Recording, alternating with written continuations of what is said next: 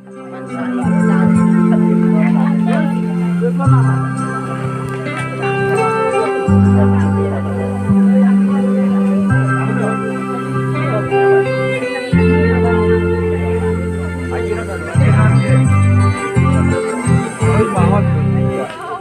David cô vi Bethlehem gầm đai ya sun gian khắc lai yên ogin kỳ tăng a hung thoge van nuôi hu hình tình a lên thả khát về bên su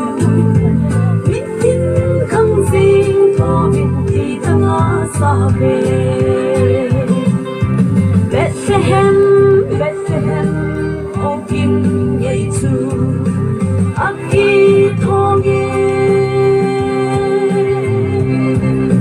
Ban nôi hu hình hình a lên hung bin su Ban mi dân nêu in o hình mi su sông bin Sung nông bê na bất hi lâu hi em đi in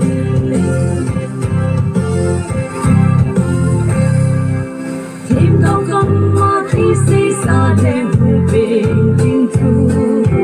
in kỳ đăng thu một tiền tôn xót tất thiên đi tình tâm na lên pha và cài Christa Giêsu ai đi năm dấu xin ba xây dựng thì Hallelujah Bethlehem Bethlehem o kinh Giêsu aki thogi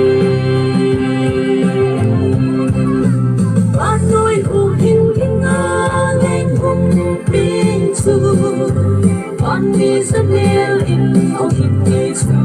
dòng in sung nông mẹ na bất in lòng kỳ em thì in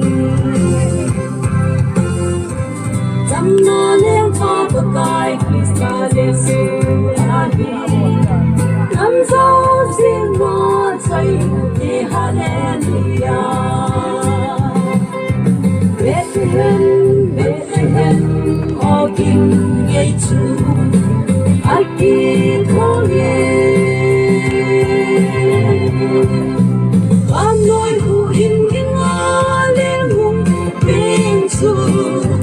Ban mi dân nêu in o kim Giêsu dòng in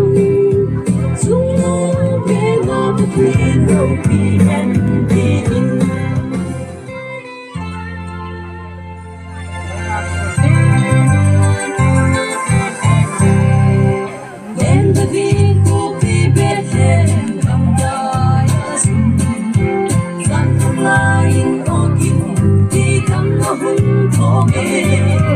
Ban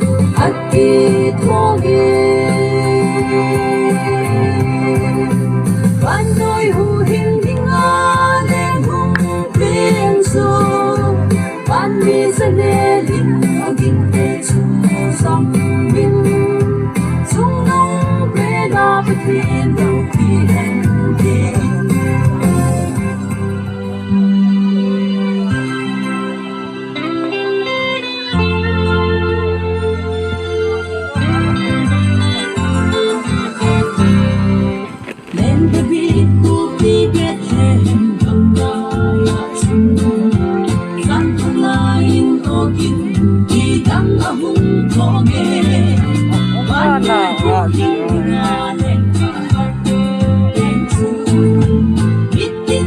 khăng sinh thô đi đang ngã xa về Bethlehem ở kinh ngày chu hạt đi thong bạn nói hữu hình đi ngã lên hùng bên chu bạn đi ra nè đình ở kinh ngày chu dòng mình chúng tôi bé na bên Nupi hen đi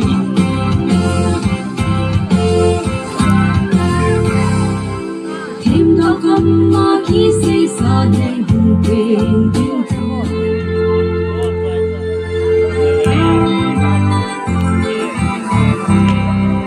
lên ta viết cuộc đi Bethlehem cầm na san thăng lain ở kinh đi đăng ở hùng thọ ghê bạn nói của hiên thì ngã lên thác hạt bên chu biết tin khăn sinh thô thì đã ngã xa về Bethlehem ở kinh ngày chu hạt đi thọ nghe bạn nói của hiên thì ngã lên hùng bên chu bạn đi ra nè đình ở kinh ngày chu dòng mình chúng tôi bé na bắt hè lâu khi hen đi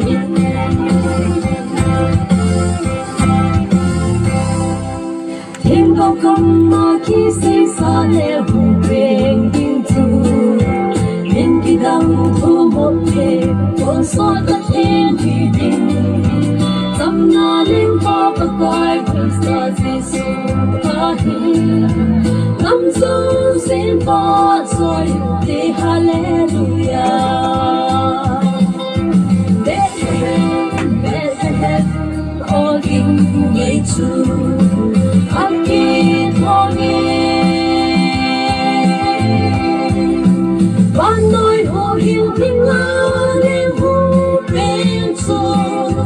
bạn đi ra nè đình ở kinh ngày chu dòng mình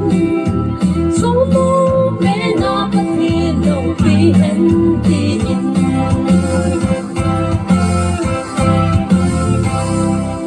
gian thăng lain kêu ngôi chính họ cầm ghê na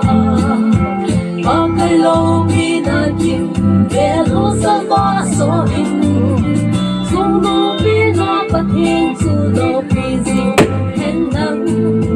anh luôn hay na mi họ đã chăm